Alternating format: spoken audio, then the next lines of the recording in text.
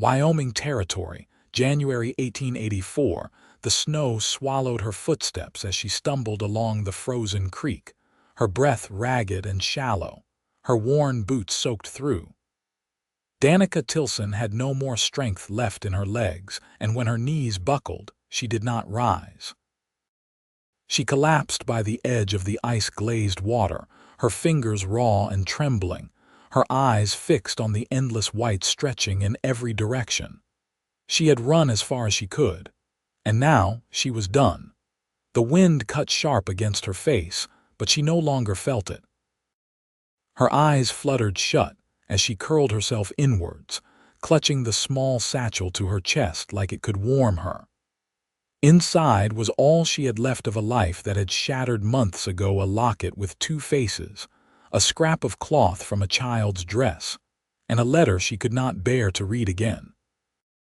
The last thing she heard before darkness took her was the faint crunch of hooves on snow. Aksel Orwin was not expecting to find a woman in the snow. He was riding back from checking his trap lines, his horse restless beneath him, when he spotted what looked like a bundle of rags near the creek. He reined in sharply. That was no bundle. "Whoa," he murmured, sliding off his horse. Snow creaked under his boots as he crouched beside her. Her face was flushed dangerously red, her lips cracked, ice crusting her lashes. She was alive, but barely. He pulled off his gloves and touched her throat. Still breathing. Thank God. "Hey," he said, his voice low and urgent. "You hear me?" She did not stir. He wasted no more time. With steady strength, Aksel scooped her up into his arms and carried her to his horse. She was too light, half-starved. He wrapped his coat around her before settling her before him in the saddle, cradling her against his chest. "Hang on," he whispered to her, even though she could not hear him. "You are not dying out here." It was a hard ride back. Snow had started falling again, thick and slow, and the wind picked up. His cabin was still a mile off when she stirred weakly, her head lolling against his shoulder. "Leela," she mumbled. Aksel frowned. "What?" She did not speak again. The cabin was small but solid, tucked between tall pines. Aksel pushed the door open with his boot and carried her straight to the cot by the fire, laying her down gently. He stripped off her wet boots and set them near the hearth, then wrapped her in every quilt he owned. Her skin was like ice. He set water to boil and mixed a quick broth, then sat beside her, brushing a damp strand of hair from her forehead. Her face was fine-boned, and young though her eyes, when they cracked open hours later, looked older than they should have. She blinked at the fire, confused. "You are safe," Aksel said quietly. "You are at my place. My name is Aksel Orwin, found you by the creek." She tried to sit up but faltered, groaning. "Easy," he said, steadying her. "You passed out, you were freezing." Her gaze darted around, alert now. "My bag," he handed it to her. "Right here." She clutched it tight, then finally looked at him. Her dark eyes were wary but grateful. "Thank you. You got a name?" he asked. A long pause. Then, "Danica Tilson." "You got anyone looking for you?" "Danica," she hesitated. "No," Aksel nodded slowly. "Well, you can stay here until you figure your next step. No one's gonna bother you here." Her eyes filled with something like disbelief. Then she nodded once. By the third day, she was stronger. Her color returned, and she began to help around the cabin quietly, keeping to herself, but always doing something.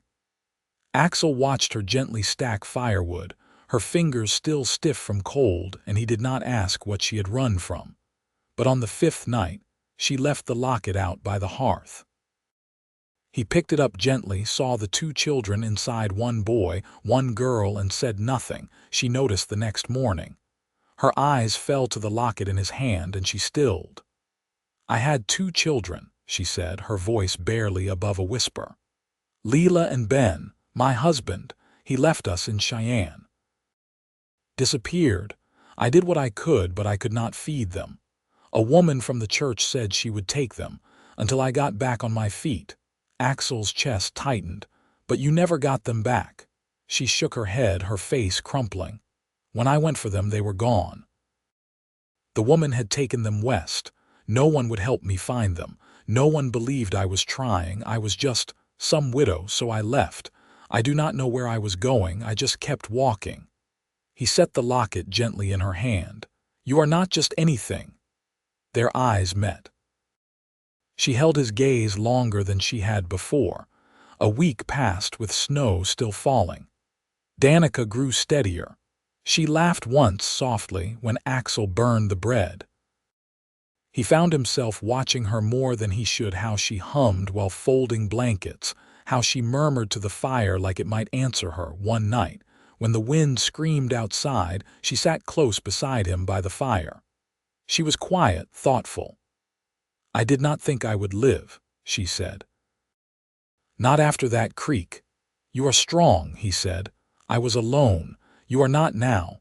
She looked up at him and something shifted in her eyes. You barely know me. I know you are kind. I know you fight even when it hurts. I know you are brave enough to start again. She blinked fast, and he saw her lips tremble before she pressed them tight. I feel safe here, she said softly.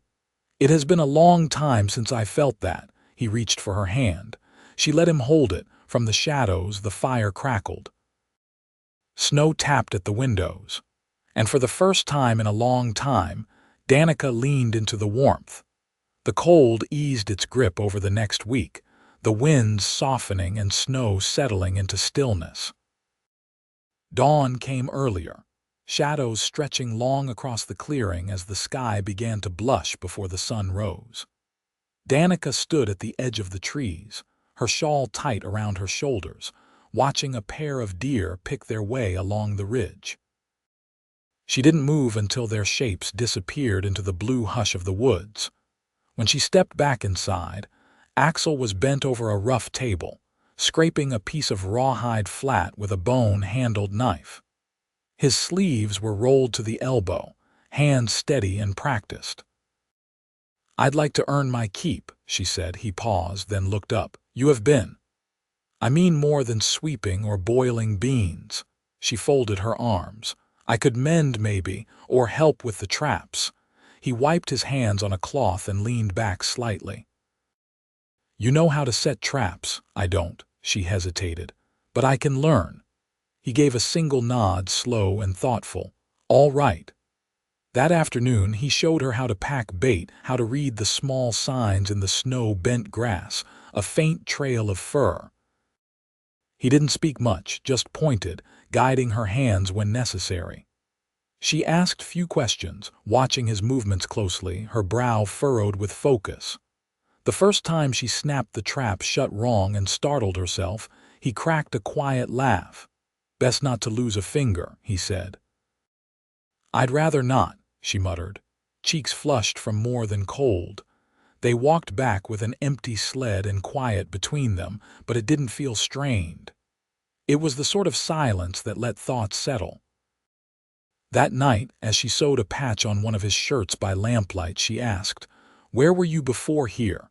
Aksel sat nearby, sanding a block of wood down to shape for kindling. Minnesota. Before that, Norway. Came over with my brothers after our father died. They come west with you? No. Stayed near the lakes. One's a blacksmith. Other drives timber. He paused. We write now and then. She didn't press further, but her hands slowed on the stitching. I didn't have brothers, just a father who believed a man's word was law. He glanced at her, waited. She didn't look up. When I married, he said I'd made my choice. That was that. Neither of them spoke for a long while after. In the days that followed, they fell into rhythm. She rose before the sun, stirred the fire, checked the traps with him when the weather allowed. He taught her how to skin small game, how to clean and stretch pelts. She never flinched, even when the work was rough. One morning, as she was shaking out the bedding, she found a folded piece of paper tucked beneath the cot frame. She didn't unfold it, just brought it to him and placed it on the table. His eyes flicked up to hers. That's not yours to worry over. I wasn't going to read it. He nodded, slid it into a small box near the stove. Later, while they chopped wood, she asked, "Was she someone you lost?" He didn't stop splitting the log, but his swing was slower. Not lost, just gone. Danica didn't ask her name. She didn't need to. That evening, the clouds broke open for the first time in weeks. Pale moonlight spilled across the snow, silvering the pines. They stood outside the cabin, shoulders brushing. "You ever think of leaving this place?" she asked, voice soft. "Sometimes." His breath steamed in the air. "But I never do." "Why not?" He turned to her. "Hard to say. Maybe I was waiting for something to hold me here." She looked up at him, her eyes clear in the moonlight. "Or someone." He didn't move closer, didn't reach for her. Just stood beside her long enough that the cold stopped mattering. Inside, the fire burned low. Neither of them spoke again that night, but when she lay down, she didn't clutch the satchel to her chest. She left it by the hearth. By February's first thaw, the river had begun to move beneath its crust. The sound was faint, just a murmur, but enough for Aksel to stop midway through hanging a pelt and tilt his head toward it. Danica was mending the worn strap on the sled behind him, her hands steady even as her breath puffed white in the air. "You hear that?" he asked. She paused, listening. "The water," he nodded once, "could mean a break in the freeze by next week." She set the strap down. "Does that change anything for you?" "Nothing urgent. Might make the road into town passable sooner." Danica didn't answer right away. She turned the strap in her hands, the leather stiff with age. "Would you take me with you?" Aksel leaned against the post of the lean-to, his eyes on her. "You sure?" "I need to ask around. About the woman who took them." He didn't question who she meant. "It's a hard ride. You'd be sore for days." "I already am." He gave a brief nod. "We'll go when the trail's clear enough not to break a wheel." That night, she brought out an old ledger from her satchel. She laid it on the table, opened it to a page where names had been written in a neat, practiced hand. Some were crossed out. Others had small notes beside them, dates, towns, a few question marks. "My husband's name is here," she murmured. "And the woman from the church." I wrote down everything I could remember. I didn't know what else to do. Aksel studied the page and then looked at her. "You ever show this to anyone?" No one stayed still long enough to listen. He reached for the ledger. "I'll carry it for you when we go." They left 3 mornings later at first light, bundled in layers and wrapped in wool. The wagon creaked over packed snow, wheels wrapped in strips of rawhide for traction. Danica sat close beside him, not for warmth, but because there was no space to spare. Still, something about the way her shoulder leaned into his felt different this time, less like survival, more like a choice. The road south ran quiet. A rabbit darted across once, and a kestrel circled high above the ridgeline. Around midday, they stopped to water the horse and share bread and dried apples. Aksel passed her the canteen. She drank, then wiped her mouth with the back of her glove. "You ever think about going back east?" she asked. He adjusted the bridle strap. "Not once." "Why not?" He looked out over the bare hills. "Too many people, too much noise. I don't mind silence." She smiled faintly. "I used to hate it. After the children were taken, the quiet was like a weight sitting on my chest." He didn't speak, just waited. I'd wake up and forget they were gone. I'd reach for Leela's braid or Ben's hand, and it would come back to me all over again. He held her gaze until she looked away first. "You did what you could." "I should have done more." "I don't believe that." She didn't reply. But when they climbed back on the wagon, she didn't look away from him again. They reached the edge of town just before sunset. Smoke curled from chimneys and dogs barked down the main road. It wasn't large, just a few dozen buildings. A post office, a telegraph shack, 2 stores and a boarding house, but after weeks in the quiet of the cabin, it felt busy. Danica wrapped her shawl tighter. "I don't know where to start." Aksel tied off the reins. "We'll try the church first."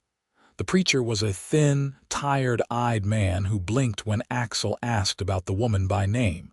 He led them to the back room, where a tall book of records sat open on a desk. "She left before the winter came," he said. "Said she was headed toward Green River. Had 2 children with her, claimed they were orphans." Danica's hands clenched at her sides. "Do you know her full name?" "Wrote it down here, right margin." He traced a finger down the page. She leaned over. "Sarah Elkins."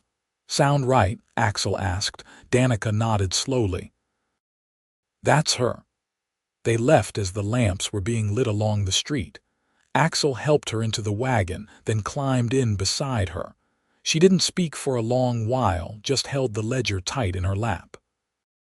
When they passed the edge of town and turned back north, she finally said, "I didn't expect to feel anything, but I do." "What is it, Hope?" He glanced sidelong at her. "That's not a bad thing."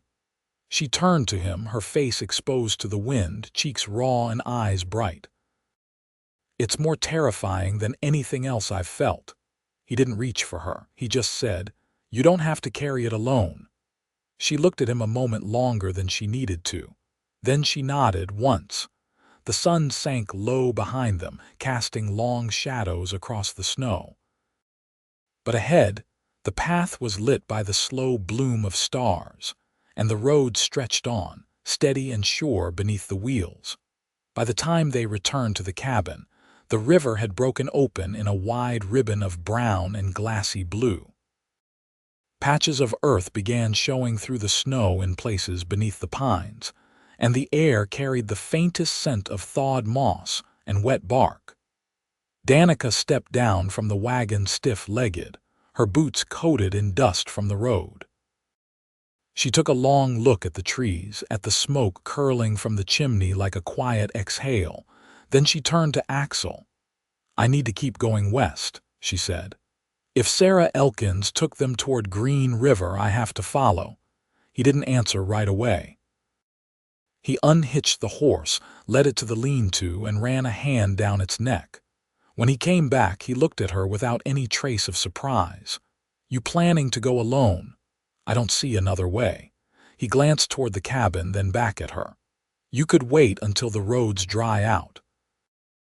A few weeks more would make a difference on that trail." "I've waited too long already." He nodded, slow and measured, but his jaw had tightened.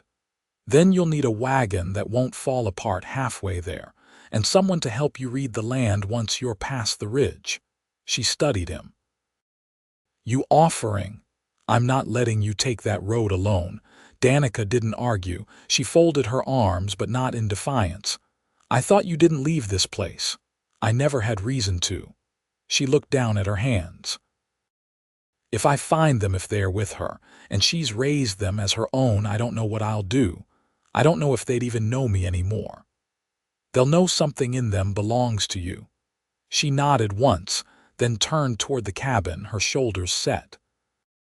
"We'll leave when the ground's firm enough." The days that followed were filled with preparation. Aksel reinforced the wagon frame, replaced the back right wheel, and packed salted meat and dried grains into a canvas sack. Danica stitched new lining into her coat and boiled lye soap in a blackened pot. She gathered flint and thread, wrapped them tight in oilcloth. At night she wrote in the ledger names, dates, places she might stop to ask questions. One evening, Aksel returned from the ridge with a folded envelope. He handed it to her without a word. She opened it slowly, eyes scanning the page. "It's from a woman in Green River. She says she remembers Sarah. Said she passed through with 2 children." Danica's breath caught. She wrote their names, Leela and Benjamin. Aksel leaned against the doorframe. "You've got a trail now." She folded the letter and pressed it to her chest. "I never thought I'd get even that." That night she didn't sleep. She sat by the fire, knees drawn up beneath her shawl, staring into the embers. Aksel joined her near dawn, silent as he poured a tin of water into the kettle. "I keep thinking I'll wake up and it'll be gone," she said, voice hoarse. "Like the snow will come again and bury it all." He knelt beside her, not touching her, but close. It won't. The road's here. You just have to take it now. Her eyes met his, and something in her face let go just a little. The lines near her mouth softened. Her shoulders dropped. I'm scared of what I'll find. I'll be there, no matter what it is. She reached out slowly, her fingers brushing his. He didn't move away. They left at first light 2 days later, the wagon creaking beneath them.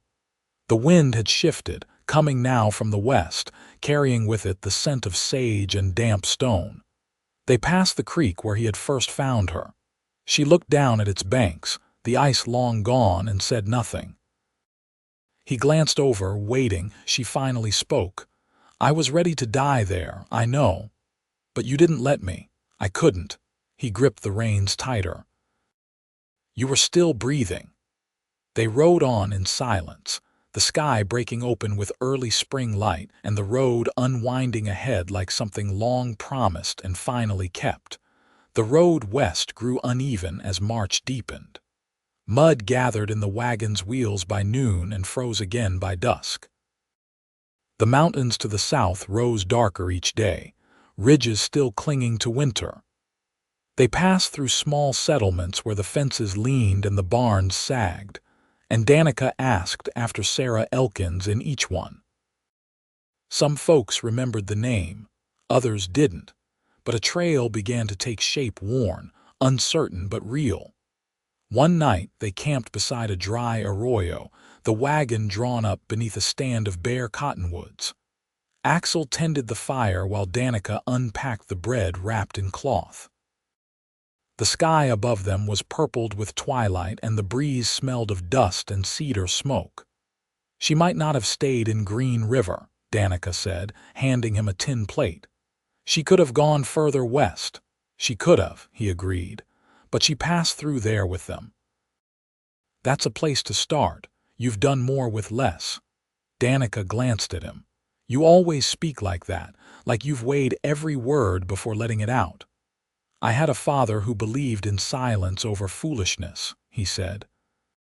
And I learned that filling the air don't always make things clearer. She smiled faintly, but her eyes held something else, something fragile. You ever want children? His brow lifted slightly, but he didn't look away. I did, once. But I knew I couldn't offer much, not the way I lived. You've offered me more than anyone ever has. He set his plate aside. That's not something I take lightly. Danica looked down at her hands, the firelight catching the edge of her sleeve. Then softer, I don't know what kind of mother I'll be now. I've changed too much.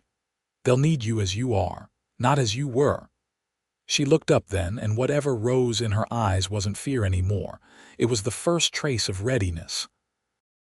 She leaned toward him just enough that he moved his hand, resting it lightly over hers.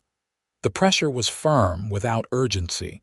When they reached Green River, the sun was high and the streets thick with churned mud. A freight wagon rumbled past, its wheels groaning.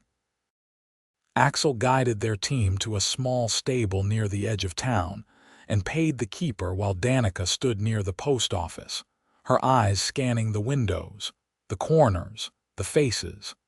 Inside the church, a woman in a faded blue dress greeted them. Her hair was gray at the temples, and she walked with a slight limp. Sarah Elkins boarded here for a time, she said, after Danica gave the names. She left just before winter with a man, James Houghton, I believe.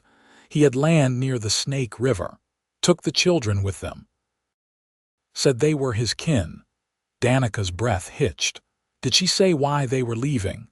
Only that the boy was growing restless, said he asked about his real mother. Danica stared down at the floorboards for a long moment. Did they leave anything? A letter, anything at all? The woman shook her head, then paused. There's a teacher here, Miss Lark. She spoke with the children more than I did, might remember something. They found Miss Lark at the schoolhouse, her sleeves rolled and chalk dust on her skirt. She looked at Danica carefully, then nodded when she gave the names. Leela used to hum while she worked, she said. Always the same tune. I asked her once and she said Mama sang it. I remember that. Danica's hand went to her chest. She remembers me. Miss Lark gave a gentle smile. She never forgot. They spent the next 2 days gathering supplies for the last leg of the journey. Aksel traded pelts for a tougher canvas tarp and checked the wagon's axle while Danica copied the directions from a farmer who knew the land east of the Snake. On their final night in town, she stood outside the inn, watching the lanterns flicker along the main street. "I don't know if I'm strong enough to take them back," she said as Aksel came to stand beside her. "They're already yours," he said. "You're not taking them back. You're going to them." She turned toward him, and after that he met her gaze. "That's for you to decide." "I don't want to decide alone." "You won't." They rode north at dawn, the land rising in slow swells toward the river. They crossed sagebrush flats and gravel beds, the wagon climbing steadily. On the third day, just past a bend in the road and a split fence gate, they saw a boy watching from a porch. He froze when the wagon drew near, then bolted back inside. Moments later, a girl with dark braids stepped out, her small frame stiff with caution. Danica climbed down from the wagon without a word. The girl stared at her, then at the small silver locket Danica held out. "You used to hum," Danica said, voice shaking. "When I braided your hair." Leela's eyes widened. "Mama," Danica dropped to her knees. "Yes, baby. Yes." The girl crossed the yard in a rush and flung herself into Danica's arms. Behind her, the door opened again and the boy, older now, taller, stood frozen. Danica looked up at him, tears streaming down her face. "Ben," he stepped forward slowly. "You came." "I never stopped trying." He hesitated, then moved closer until she could wrap him into the same embrace. Aksel stood back until she looked for him. She reached out and he stepped forward, resting a hand on her back. Inside, Sarah Elkins watched from the window. She didn't come out. She didn't stop them. They left that place the next morning. The children rode in the back of the wagon, nestled against the quilts Danica had stitched. Leela held the locket tight in her palm. Ben rested his hand quietly over hers. When they reached the cabin days later, spring had fully arrived. The snow was gone from the banks of the creek, and the first shoots of grass lined the edge of the woods. Danica stepped down and looked at the house, her eyes shining. "I never thought I'd come back here," she said. Aksel took her hand. "You're not just back, you're home." She turned to him then and cupped his face in her hands. "I am." He kissed her, slow and sure, the way a man kisses the woman he's chosen to build a life with. When they pulled apart, Leela giggled from the wagon bed, and Ben pretended not to notice. That night, they lit a fire in the hearth, and Danica laid the ledger on the shelf, closed now.